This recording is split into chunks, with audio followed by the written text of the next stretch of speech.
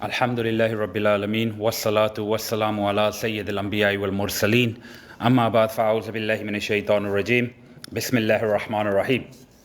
I greet you with the Islamic greeting, Assalamu alaikum wa rahmatullahi wa barakatuh. To begin our Halaqa, inshallah, we will start with the recitation of the Quran. For that, I'd like to invite our young brother Mubin, who will come and recite verses of the Quran, inshallah.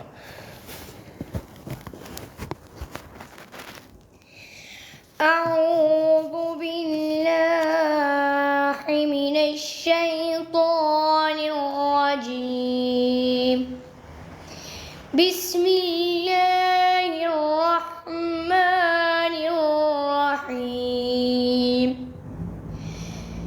ألم نشرح لك صدرك ووضعنا عنك وزرك الذي أنقذ ظهرك ورفعنا لك ذكرك فإن مع العسر يسرا إن مع العسر يسرا فإذا فرغت فانصب وإلى ربك فارغب صدق الله العظيم الحمد لله. MashaAllah, Jazakallah, Brother Mubin recited verses of the Quran. May Allah reward you, may Allah bless you, may Allah bless your father and your parents who have directed you on this path. May you go on to become of those who live your life by the Quran, inshallah. And may we be able to bring up our children in the same manner as well. Ameen, Ya Rabbal Alameen. Now I'd like to invite another brother to come and recite some verses of the Burda, singing praises of Rasulullah sallallahu alaihi wasallam. One of the Muhammad brothers can come up and recite.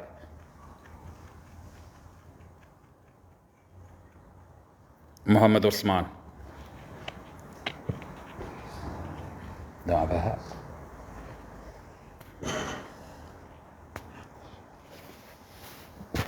مولاي صل وسلم دائما عبادا على حبيبك خير الخلق كلهم. Oh Allah, send peace and blessings upon your beloved, the best and perfect creation that you have created. Alhamdu lillahi munshir khalqi min adami thumma as-salatu ala al-mukhtar fi al-qidami. مولاي صل وسلم دائما عبادا على حبيبك خير الخلق كلهم. Look at the heavens and the earth, the shining sun and the moon. When Allah made all of them, He made them all just for you. There is no one like you. There is no one who's the same. So merciful is your nature and so high is your name. All the prophets and messengers are in need of you. They all take sips from your ocean and desire to serve you. وكلهم من رسول الله ملتمس عرفا من البحر يرشفا من قيام. مولاي صل وسلم دائما عبادا على حبيبك خير الخلق كلهم.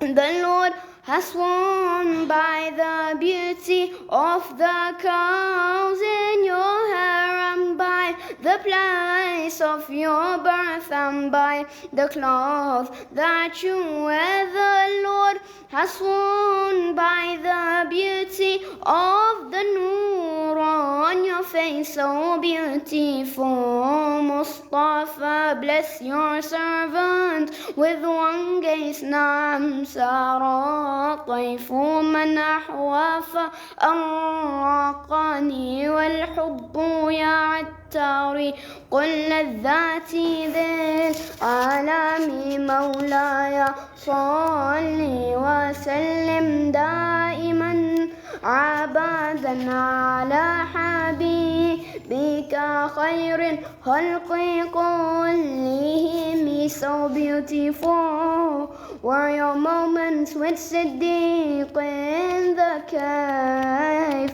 He stood by you all his life and sleeps by you in the grave. Look at Abu Bakr, Umar, Uthman and Mawla Ali. We love them for they have spent their lives in your company. Look at Abu Bakr, Umar, Uthman and Mawla Ali. We love them for they have spent their lives in your company. ثم الرضا عن أبي بكر وعن عمر وعن علي وعن عثمان ذي الكرم مولاي صلي وسلم دائما عبادا على حبيبك خير الخلق كلهم. يا ربي بالمصطفى بلغ مقاصدنا واغفر لنا ما مضى يا واسع الكرم. MashaAllah, Jazakallah. That was Muhammad Usman reciting verses of the Burda. May Allah accept it, our listening and your reading. So today I've chosen to speak about a topic which is, I would say, which will determine your abode in the hereafter. So where you will go in the hereafter. This is the topic that I want to speak about. And this topic, in the book of Allah subhanahu wa ta'ala, the general mention of this topic has been mentioned between 700 to 800 times in the Quran. And the direct command for this action has been mentioned about 70 to 80 times. And this is an act which is also the second pillar of Islam. So we know, yesterday and the day before, in our neighboring masjid, we had a school visit, primary school children. So in all, I think about 120 children came. And these were young children, year 5 and year 6, I believe. And they were non-Muslims. So whilst explaining to them, I found it quite as if they were engaged, and it made sense to them because the way I explained it was in simple terms. Yeah, we know we say there are 5 pillars of Islam. So before we go into pillars, we all know what the pillars are, but let's talk about what is the job of a pillar. Now in this hall you can see many pillars. I can see them, and they look like an obstruction. So what I said to these children, and I said, in the neighboring masjid, they had pillars in the middle of the hall, all the way down. And I said, look, if I was to be a lunatic and say, do you know what, these pillars are taking up too much space and they're ruining the hall, let me knock them out. So I said, if I went and knocked these pillars out, what will it do to the building? And these little kids spoke and they said the building would collapse. So I said, what is the duty of this pillar? They said to hold the building up. So when we say pillars of Islam, it's your faith, it's your belief. These pillars, the 5 pillars, are holding and making firm your belief. So for you to uphold your belief, your Islam, it consists of 5 pillars. And what we want to talk about today is the second pillar of Islam. The first pillar of Islam is your shahada, what you say to enter the fold of Islam. Yeah. So a non-Muslim wants to become a Muslim. He doesn't have to go through a lengthy course. He doesn't have to, fill in a tick box questionnaire or anything. It's just a simple proclamation with the tongue and confirmed in the heart. What is it? That I bear witness there is no God worthy of worship except Allah, and I bear witness that Muhammad, peace and blessings be upon him, is his servant and messenger. This makes you enter into the fold of Islam. And the second pillar, which our topic today is what? The 5 daily salah. 5 daily salah. 5 times daily prayer. Can you say, I'm exempt? Meaning, what's exempt? For example, we have a disabled bay outside. Now, who can park on that disabled bay? Someone with a disabled badge. Is anyone else exempt to park there except a disabled person? So anyone else? If you're not disabled, you can park there? I've got a visitor permit on my car right now. Can I use that visitor permit and park? You can't. Salah, your 5 daily salah, is there any time that you are exempt? Meaning, you don't have to pray. You say to you, okay, do you know what? You're exempt. You don't need to pray 5, you can pray 4. Oh no, do you know what? 4 is too much for you. You pray 3. You pray 2, you pray 1. Is there such a exemption when it comes to the 5 times daily salah? Okay, are there any exemptions? Some degree of your traveling. Okay, exemption for not praying. No. Not for praying. Okay, so travelers, well done, well said. For travelers, even when you're on a journey, it's a journey which you suffer fatigue, tiredness, you're exhausted. But even then you have to pray. But you can shorten your prayer. We're asking exemption. When are you exempt? All right, let's talk about the women. Are they exempt? Yes. So there's a certain period of the month where the women are exempt to pray. Let's talk about males. When are they exempt? When they are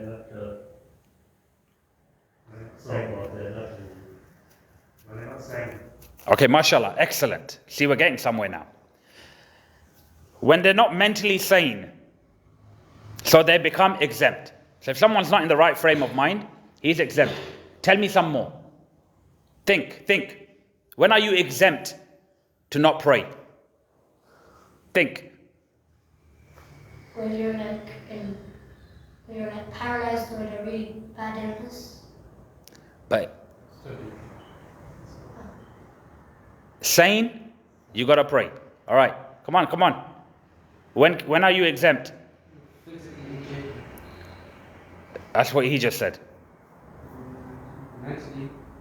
Okay, that's what the brother said. You can pray with signs. When are you exempt? Okay, let me make it easy for you. Who is prayer obligatory upon? Obligatory meaning you have to pray. When does prayer, or upon whom is prayer obligatory? Let's make it easy for you. Mashallah, excellent. Brother, what's your name? Mashallah. I'm not going to say it because we're live as well, yeah? You might be wanted as well, innit? So it's just a joke, yeah? He's not wanted, mashallah. He's a very beautiful brother. So, when you reach a certain age, so the age of puberty, when you reach the age of puberty, so we're getting somewhere now. Mentally sane, reach the age of puberty. There's one more.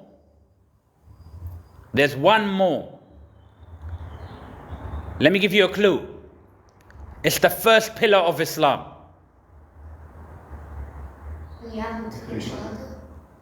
Mashallah. So, Muslim. So what are the 3 conditions which make, if you meet these 3 criteria, you have to pray. What are they? You're Muslim, You're an adult. So in Islam, when you reach the age of puberty, you're an adult. Yeah? Muslim, adult, and what the brother said, sane. You have a sane mind. Muslim, adult, sane mind, prayer is obligatory upon you.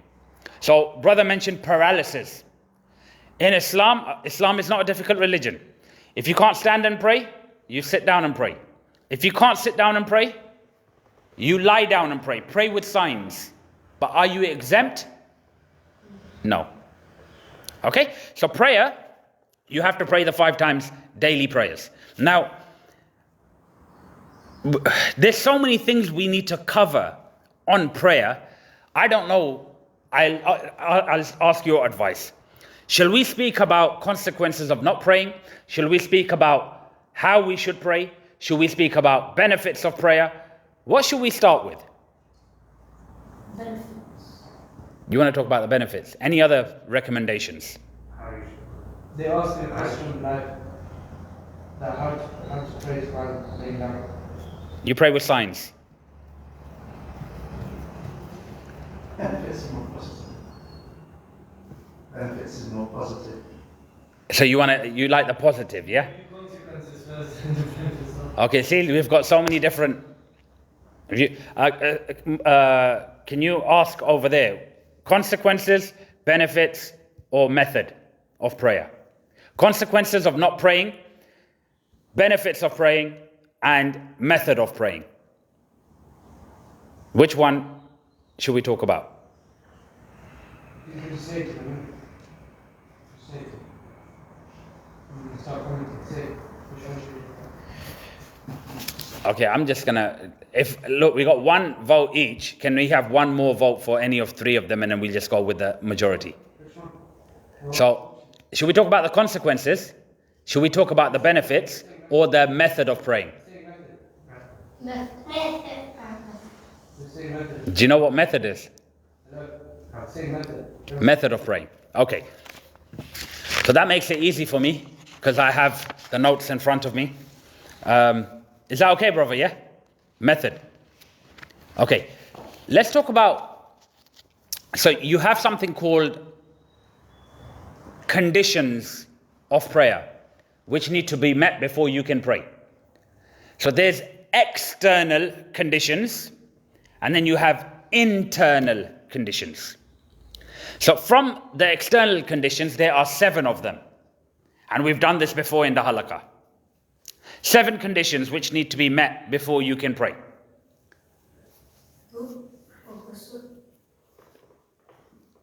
You're talking big words, mate. He's not got long to go. We're going to get him married soon. He's talking big words. Yeah, that's big words, man. And by the way, this is not my left hand. This is right hand. Yes, inverted camera. You know, people are commenting, I'm drinking tea with my right hand. And because the camera's inverted, it's showing as my left hand. And people are saying, why is he drinking with the left hand? And Jazakallah for the flask. The tea today is the flask. The brother, he gifted that. May Allah reward him. May Allah bless him in his halal. May Allah make his generations to come true ambassadors of Islam. Jazakumullah khair. So there are 7 conditions which need to be met before we can pray. So there is no specific order, but 7 need to be met. Okay? So right now, if I stand up as I am now in this hall and stand up and say Allahu Akbar and I start praying, am I doing the right thing? If I stand up now. So number 1, you have to face where? The Qibla. Yeah? What is Qibla? Where the Kaaba is located. So in this masjid, it's directly behind me. Yeah? I have to face that way. Why? Because if I travel 3,000 to 4,000 miles in this direction, it will take me straight to the Kaaba. You praying at home, you praying at work, whatever, you will pray towards the Kaaba. So number 1, we have to face the Kaaba. Okay. The other thing, can I pray Salatul Zuhr now? Why? It's not the time. So it has to be the correct time for prayer. So Qibla, face the Qibla, correct time for prayer. Okay. If I was walking down Cricklewood Broadway and some drunkard was having a drink and he went and spilt his can of beer and the splashes came on my clothes and my body, Can I come just straight to the masjid and just pray? So what is the condition? My clothes have to be clean. Yes? Clothes have to be clean. What's the other condition? I got splatters of alcohol on my body, or urine, or other najasa, impurities. Can I pray? No. The body has to be clean. Yeah? Body. If I'm in the park and it's time for Salaah and a dog has gone and done his number 1 or number 2, yeah? Can I go and pray over there? Why? Because the place where you're praying has to be clean. That's 5 we've done. Okay. Can I pray in my boxer shorts and my vest only? What is wrong with that? You have to cover your aura. Number 6, cover your aura. What is the aura of a male? Yeah? Okay. Navel to, did you say knees?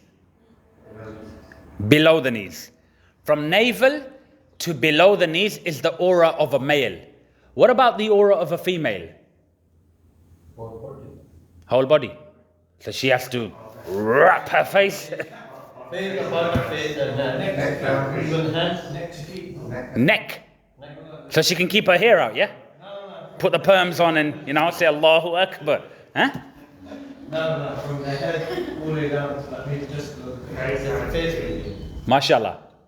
The face, hands up to the wrist, feet up to the ankles.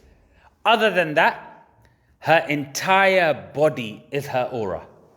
It has to be covered. Is that clear? So how many have we done? We're missing 1 now. We've done 6. Okay, if you went to Gladstone Park and you saw a whole group of brothers making lines, and they stood in a line and they're bowing, prostrating, and you're like, whoa, I like that. That's good exercise. You go and join in and you start copying them. Have you prayed? What was missing? Your intention has to be for prayer, for worship of Allah subhanahu wa ta'ala. So let me make it easy for you now. We've done 7, yeah? So you have to face the Qibla. It has to be the time for prayer.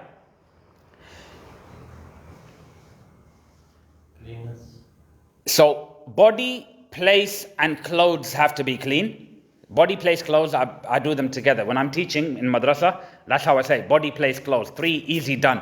Yeah? So time for prayer, face the Qibla, body, place, clothes, covering your aura. Yeah? And then number 7, your intention. Okay? These are the external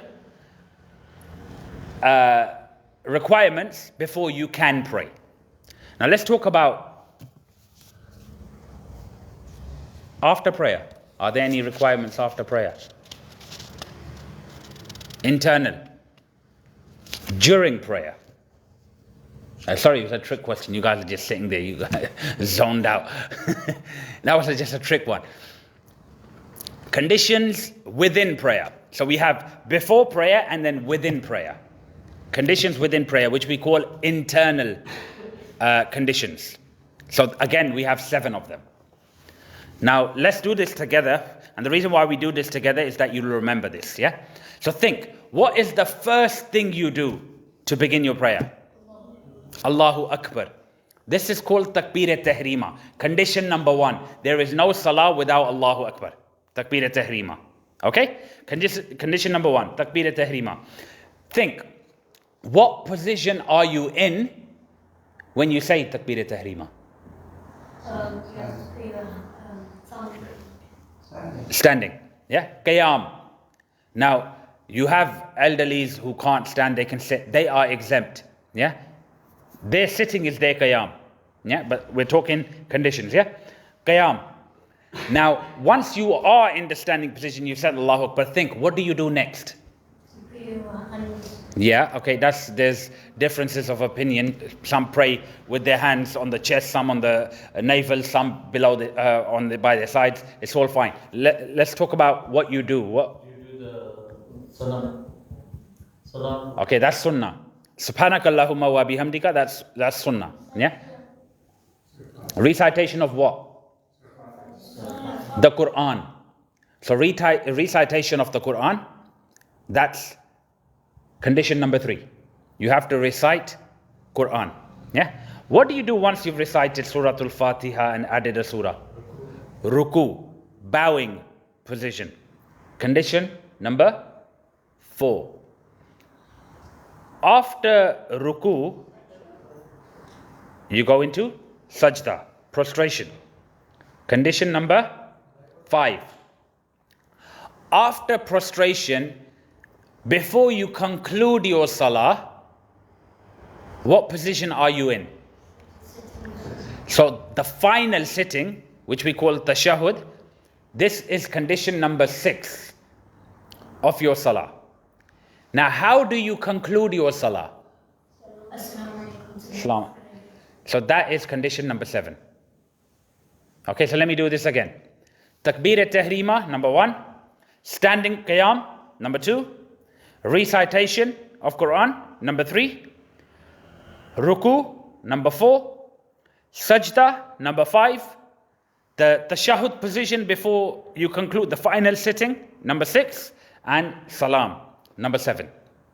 These conditions. So and then we have wajibat of the imperatives of salah. For example, if you miss a certain action, you can correct it before you conclude your salat. That's sajda sahv you got to do. You got to make 1 salam to your right and do 2 sajdas to compensate for that mistake. But that can be compensated, the wajibat, if they're left out. If you leave the sunnah, for brother mentioned, Subhanakallahumma wa bihamdika wa tabarakasmuka wa ta'ala jadduka wa la ilaha ghayruk. This is sana, this is a sunnah. If you don't read your sana in your salah, and you go straight to Surah Al-Fatiha, your prayer is accepted. But what if you miss a wajib action, an imperative action in your salah? You can still compensate for that. You can make up for that mistake by what? When you sit in the final sitting, before you do your, you read at-tahiyatu lillahi up until ashhadu an la ilaha illallah wa ashhadu anna muhammadan abduhu wa rasuluh. Or you can read all of it. There's 2 opinions, yeah? If you read up to Abduhu wa Rasuluh, then you say Assalamu alaikum wa rahmatullah. 1 salam to your right and Allahu Akbar. Sajda 1, read your tasbih, sit. Sajda 2, Allahu Akbar, sit. And then read your at-tahiyat again all the way to the end. And then do your salam. That will compensate for a wajib action you've missed in your salah. But these 7 conditions I've mentioned to you about the internal conditions of salah. So if you, for example, you miss your takbir at-tahrima, the standing, the qiyam, the ruku, the sajda, the sitting, the salam. If you miss any of these fard actions, obligatory, compulsory actions of salah, then, my friend, you need to repeat your prayer. It's not accepted. Is that clear? Does that make sense? So if you miss a sunnah action in your prayer, and this obviously, that's a whole other topic. There's too much detail to go into. When is your, what should you do if you do this in your salah? What if you do this? That's a whole different lecture. So to tell you about what has to be done, these are the 7 compulsory, obligatory actions of which have to be met internally in your salah. Okay, and let's go into a bit into this. Now, when you say Allahu Akbar, do you know what that means? God is the greatest. Allah is the greatest, yeah? Now, how great is Allah? How great is Allah? So our little minds cannot comprehend this, yeah? But some scholars have given some analogies. You can't give an analogy, yeah? But just so that one may get to some sort of understanding. So let me share with you what they have said, yeah? So this globe, this earth we live on, the earth compared to the first heaven, not sky, heaven. How many heavens are there? 7 heavens, yeah? This earth compared to the first heaven is as small as a ring in the desert. The first heaven compared to the second heaven is like a ring in the desert. Meaning, that's how small it is. Then the second heaven to the third, same. Third to the fourth, fourth to the fifth, fifth to the sixth, sixth to the seventh. And then you have the arsh of Allah subhanahu wa ta'ala. 7th heaven compared to the arsh like a ring in the desert. Then you have the throne, the kursi of Allah. This is without you getting into any, don't try to link this or match this to the creation of Allah. This is not acceptable, yeah? But this is just what scholars have mentioned for our understanding. Compared to the kursi, the throne of Allah, is like a ring in the desert. How big is Allah subhanahu wa ta'ala? So when you say Allahu Akbar, look at where you are, where you're standing, zoom out, go into the satellite, into space, look how small, like a little speck, the earth looks from the satellite. Then zoom out even more into the first heaven, go all the way to the 7th heaven and see, you can't even see the earth. And within the earth, you and me, we're not even, you can't even measure us. That's how insignificant we are. So when we say Allahu Akbar, from now you know how Akbar, how great Allah subhanahu wa ta'ala is. And then when you begin your prayer, a lot of us, including myself, we get distracted. We get distracted. With what? Those of us who run businesses, it could be, do you know what? That supply is going to be coming now. Yeah, I've ordered this. I hope he bought it. You know, oh, I need to go to the bank. I need to go deposit some money. I need to go put money in the bank. Yeah. Oh, do you know what? I hope that driver passes.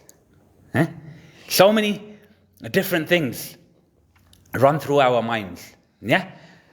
Now, Imam Ghazali, rahmatullah alayhi, in his book of prayer, Imam Ghazali was a scholar of the past. Yeah, amazing.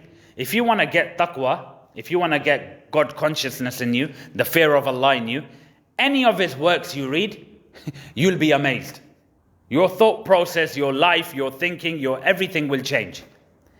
Amazing. And a lot of people who commentate on Imam Ghazali's life, they say that he was really harsh on his own nafs, on his desires, on his soul. He was very harsh on himself. And you could see that reflecting in his works as well. So what does Imam Ghazali say?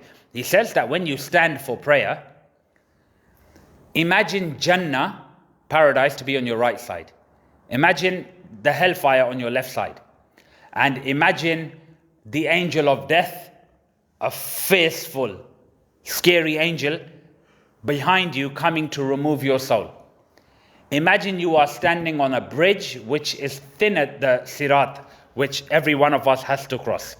Imagine you are standing on this bridge which is thinner than a hair, sharper than a sword or a blade. Imagine you're standing on that. Imagine the Kaaba in front of you. And know that Prophet ﷺ said that when you pray, pray as though you see Allah. If you can't see Allah, know that Allah is watching you. So Imam Ghazali says that pray knowing that Allah is watching you. Now when you stand in prayer like that, that will give you some sort of concentration. And what did the men of Allah used to do? They used to pray in dark places. Why? To avoid any distractions. They would pray in small places. Why? The smaller it is, the less distractions there are. And the prayer mat you have, he's gone into the extent saying that if your prayer mat has got printed designs on it and objects on it, that can even distract you from your salah. So pray on a plain-like surface. Your prayer mat, try to make it as plain as possible.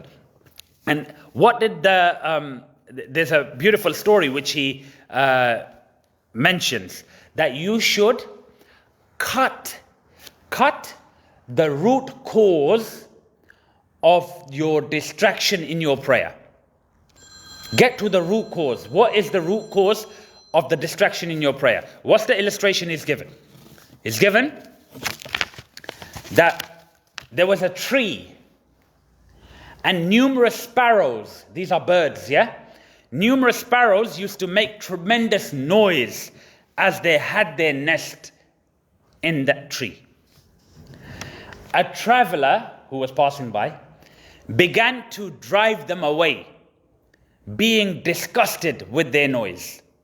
So a tree, sparrows were coming, making noise in there because they had their nest in there. A traveler, he was annoyed by it. So he started to go and run off. And he was disgusted with their noise. So he tried to drive them away. And what happened? They fled away. The birds, they flew away. For the time being though. But came back again to make greater noise. What did he have to do to get rid of the sparrows permanently? You need to Move himself? Cut the tree. If he wants to permanently get rid of the nuisance of the sparrows, he has to cut the tree permanently. So long as that tree lasts, the sparrows will make noise. Does that make sense? Yeah? Similarly, attachment to a thing may temporarily be removed in your mind. Do you see where it's going? Attachment to something will temporarily be removed from your mind, but it will come again to disturb your mind. Attachment to the world is the root of all thoughts and is the primary cause of all losses. If one wants a peaceful mind in prayer, he should cut off all attachments of the world. If one is engaged in worldly matters, he should not expect to get taste in his invocations or in his prayer. So if you have worldly attachments, you will never. So what do you have to do? Cut that root cause. Does that make sense? Yes? No? Good. Okay. When you hear the azan, let me tell you a story. There was a man, he had an axe and a sack, and his job was to go into the jungle, the forest, chop trees, get the logs of wood, fill his sack, go to the market, sell the wood, bring money home, feed, clothe, and shelter his family. Does that make sense? What happened? Extortionate heat. He's chopping the trees, filling the sack. He raised the axe and he hears Allahu Akbar, Allahu Akbar. He hears the azan while the axe is up there. He could have given it the last chop. He heard Allahu Akbar, Allahu Akbar. Allah is the greatest, Allah is the greatest. He started to tremble out of fear, and the axe was released from there. Dropped. Packed his stuff straight to the masjid to offer his salah. Why? Because he understood what Allahu Akbar is. He understood what is Allahu Akbar.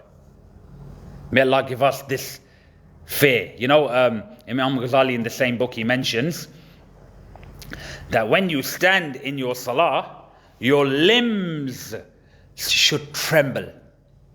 And he mentions about Hazrat Zainul Abidin. Who was that? The only surviving son of Imam Hussein radiyallahu ta'ala an. Who's Imam Hussein? Hassan Hussein are the grandchildren of Prophet sallallahu alaihi wasallam, our leaders in Jannah. In the battle of Karbala, Imam Hussein became shaheed. His only surviving son, Zainul Abidin. Yeah? What used to happen? When he used to perform his wudu, his face, his color would turn pale. His color would turn pale. And the family would ask, people would ask, what happened to you? You don't look well. What's happened to you all of a sudden? Every time you perform wudu, you go pale. What is going on? He said, do you have any idea who I'm going to stand in front of now? Subhanallah. That is what we need. That sort of consciousness and fear is what we need. When you hear the azan, whenever you hear the azan, think of the general call on the Day of Judgment. On the Day of Judgment, the call. When you hear the azan, think of the general call on the Day of Judgment. And look at your external and internal matters when replying to the azan. Make haste. Quickly reply back to the muazzin. Those who respond quickly, in haste, to this call will get reply with mercy on that fearful day. Will get reply with mercy on that fearful day. So keep your mind on the azan when you hear it. And you know, when we just spoke about the cleanliness of the body place clothes, Imam Ghazali goes on further. He said, cleanliness of the mind as well. Mind. Cleanse your mind as well of impurities. Make it pure of impure ideas and thoughts as far as possible. Repent for what you have failed to do and determine not to do it in the future. So make your heart pure as it is the object of the sight of your Lord. So what does your Lord look at? Not your forms. He looks at your heart. Okay? So there's so much more I can go into, but we were going to talk about the method of prayer. Yeah? So when you meet the 7 conditions before Salah and the 7 conditions within Salah, now let's talk about how you stand. So because we follow the Hanafi madhab, you know, there's 4 schools of thoughts. You have the Shafi, the Hanbali, the Maliki, and the Hanafi. We follow Imam Abu Hanifa. This masjid, we follow Imam Abu Hanifa. So how is the Hanafi method of offering your salah? So when we mentioned takbir al-tahrima, so your palms should be facing the Qibla. Now you will see even Imams, unfortunately, saying Allahu Akbar like this. Yeah? Or like this. Or the correct method is face your palms towards the Qibla, touch your earlobe, your thumbs on your earlobes, like this, and then say Allahu Akbar. And when you fasten your hands, your left, sorry, those of you watching live, it's inverted camera, so left is showing right and right is showing left. So your left, this is my left, right over your left forearm. Yeah? Which area? Your navel. So below the navel is what is common. It could be around that area. Yeah? And then your pinky finger and your thumb, wrap them around your forearm. And then your 3 fingers like that. And what about your feet? Now you will see some brothers, they hold their feet wide apart. I remember I went to this masjid and there was this brother and they used to keep their feet wide apart. And I've stood there with mine's like a handspan space between my feet, toes facing the Qibla. And this brother's got his so wide and he's stepping on my foot in it. So when he stepped on my foot, I looked at him and I was like, what are you doing? You know? And then I moved so every time I'd move, he'll stretch his feet even more and he's touching my feet. And I found that uncomfortable. But nevertheless, some hold it wide. But in the Hanafi madhab, we keep a handspan space between the feet. And the toes facing the Qibla. You will also see some brothers, they pray like this. With their feet deliberately like this. And what is their saying in this? What is the belief? That remember, when you pray, you face the Qibla. What is, like, say you don't know the accurate direction of the Qibla. You have some degrees exception. Yeah, so if it's slightly here, slightly there, it's an exception. Yeah, so they pray with their feet like this, that if the Kaaba is there, this will cover it, I'm facing it. If it's a bit there, it's covering it. So they pray like that, yeah? But in the Hanafi madhab, we face the toes facing the Qibla. Okay, hands like that. Where should you look? Look down at the place of your prostration. Now, some people, when they're praying, looking down at the thing, any movement going on, they can see it from the corner of their eye, and they are distracted. If you are one of those who, when you keep your eyes at the place of prostration and you can still see your surroundings and you're getting distracted, then it's better for you to shut your eyes and pray. Shut your eyes. If you're the one who gets distracted, you shut your eyes and pray. If it gives you concentration, shut your eyes and pray. And then the next action when you do ruku. Now, the other schools of thought, they do something called rafa yadain, meaning raising of the hands. Before they go into ruku, when they rise from ruku, some do it when between the two sajdas as well, some do it when they stand as well. Yeah? This is called rafa yadain. And this is something which Prophet Muhammad ﷺ done. It's proven from the hadith. Yeah? And in our school of thought, Hanafi, we say in the later life of Rasulullah ﷺ, he stopped doing rafa yadain. But obviously you have the other schools, they do rafa yadain, there's no harm. It's perfectly fine. Yeah? So those who do rafa yadain, when they say Allahu Akbar, they raise their hands again, they go into ruku. Sami Allahu liman hamida, they raise their hands again. Yeah? But in the Hanafi madhab, we don't do that. Yeah? So we say Allahu Akbar, we go into the bowing position. Now how do you bow? Now when you bow, your back should be straight. So if you were to place a glass of water on your back, it shouldn't spill. Some brothers, they bend their knees to make their back straight. So ideally, you should keep your legs straight. Bow, keep your back straight. And how should your hands be? So your middle finger should go down the middle of your knees and you should grab your knees. Grab your knees. Yeah? Middle finger down the middle of your knee, grab your knees. And when you grab them, where should you be looking? So when you were standing, you were looking at the place of prostration. But when you're in ruku, in the bowing position, where should your sight be? It should be on your toes. Your toes. Keep your sight on your toes. Once you've done your tasbih, Sami Allahu liman hamida, Rabbana wa lakal hamd, make sure you stand erect. There are many brothers, many elders, when they are in ruku, Sami Allahu liman hamida, halfway up, and bang, straight down.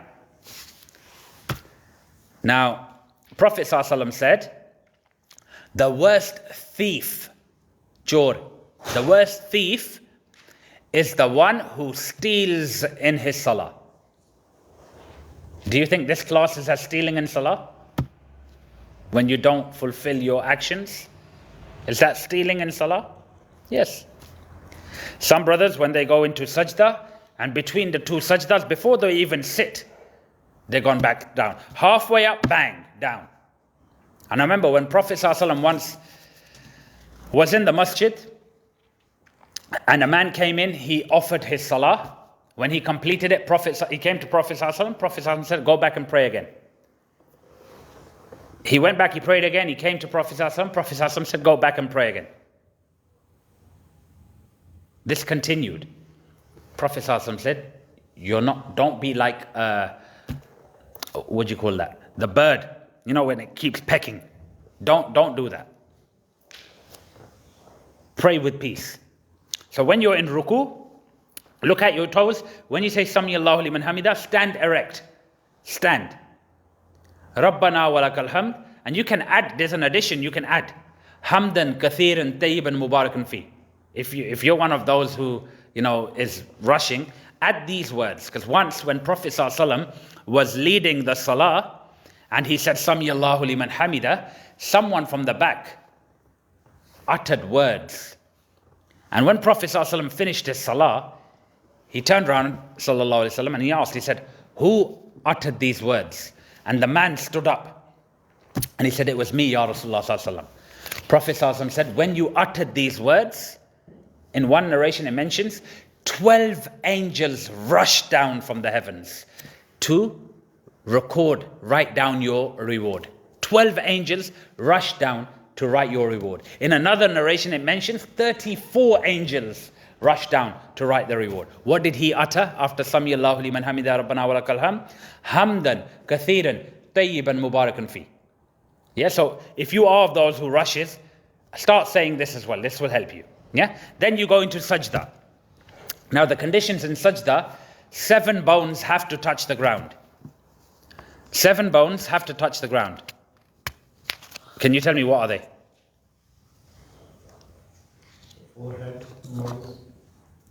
Forehead, nose, 2. Hands, 2 plus 2 is 4. Feet, that's 6. Knees, that's 8. I said 7.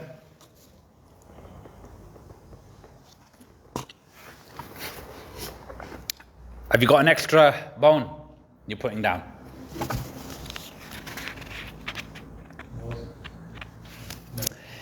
The forehead and nose is the same bone. It's one.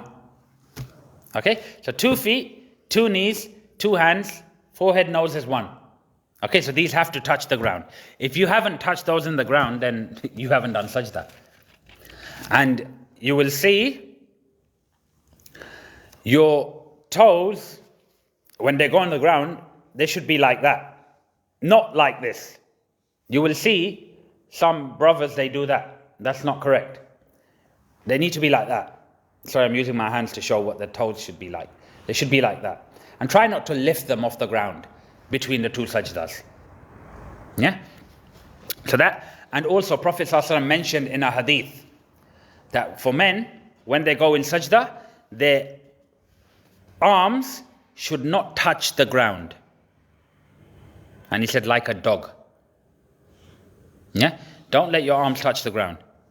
Prophet ﷺ would keep his blessed arms so wide that when he was in sajda, sallallahu alaihi wasallam, you could see the whiteness of his armpits when he would be in sajda, sallallahu alaihi wasallam. So don't let your stomach touch your thighs. You know, some people, they go so tight into the sajda, their stomach is touching their thighs. So don't let your stomach touch the thighs. Don't let your elbows touch the ground. Keep them up. Yeah? That's sajda. When you sit between the 2 sajdas, you sit erect. Not halfway and go down. No. You sit, then you go down. And when you're sitting in the final sitting, your tashahhud position, you have the hands on your knees. Yeah, so some people, they have their hands like that. Don't keep your hands below your knees. Keep them up where they're visible. Don't keep them down. And when you get to Ashhadu an la ilaha illallah, you see these 2 fingers, the middle finger and the thumb. You make like a round thing and you raise your index finger, shahada. Ashhadu an la, when you say la ilaha, Ashhadu an la ilaha illallahu wa ashhadu anna Muhammadan abduhu wa rasuluh. And when you get to the end of your salah, when you do your salam, just know that you're doing salam to the angel on your right and the people on your right. Assalamu alaikum wa rahmatullah. Assalamu alaikum wa rahmatullah. So you are doing salam to the angels on your shoulders and the people on either side. So once you have concluded your salah, now what conditions do you need to meet? Do you know? We've done external conditions, internal conditions. Now once you've completed your salah. MashaAllah, well done. Isn't he shadi? We're going to get him married soon, yeah? There is no conditions once you've completed your salah, yeah? But how deprived is a person? Imagine this, yeah? You spent, what's the normal shift hours? 12, you've done a 12-hour shift and you drained yourself out. You worked so hard, you done labor, I don't know, you were carrying sacks, you unloaded lorries, I don't know what you done, yeah? 12-hour shift you done, or 15-hour shift you done, yeah? Worked so hard, and when it came to take your wages, you didn't take it and you just left. Is that smart or is that foolish? Foolish, yeah? Now, when you offer, when Prophet ﷺ was asked, what times is the dua, the supplication, accepted? What are the best times to make supplication? There are many narrations. In one narration, Prophet ﷺ said, after every fard salah. When you offer your fard salah and then you make dua, it is accepted. So how unfortunate is the person who prays but doesn't make dua? It's like you worked and you're not taking any. Now it's your time to take benefit. You've worshipped Allah. You fulfilled an obligatory act, a fard action. Now you make dua to Allah. Make your dua. So this is the time your dua is accepted. Guys, we're going to wrap up now because the azan is going to happen. Some of you might need to do your wudu. Inshallah, what's going to happen? We will, 10:15 is Salatul Isha. We will pray Isha, complete your sunan. And by that time, the pizza will be here. Then you go down in the basement. Those of you who wish to stay after the food and play, you can play. And if you wish to leave, you're more than welcome to leave. So with that said, inshallah, may Allah, now we're going to go for salah. Remember, when you go for your prayer, remember of all these things, yeah? When you say Allahu Akbar, know how great is Allah. When you stand, imagine Jannah on your right, hell on your left, angel of death coming for you. Standing on the bridge, beneath it is the fire of hell, thinner than a hair, sharper than a blade. Imagine the Kaaba in front of you, know that Allah is watching you, yeah? And it could be your last prayer. Pray like it's your last prayer, yeah? So pray like this, inshallah. Allah accept it from you, and it will change your prayers from now on if you can continue this.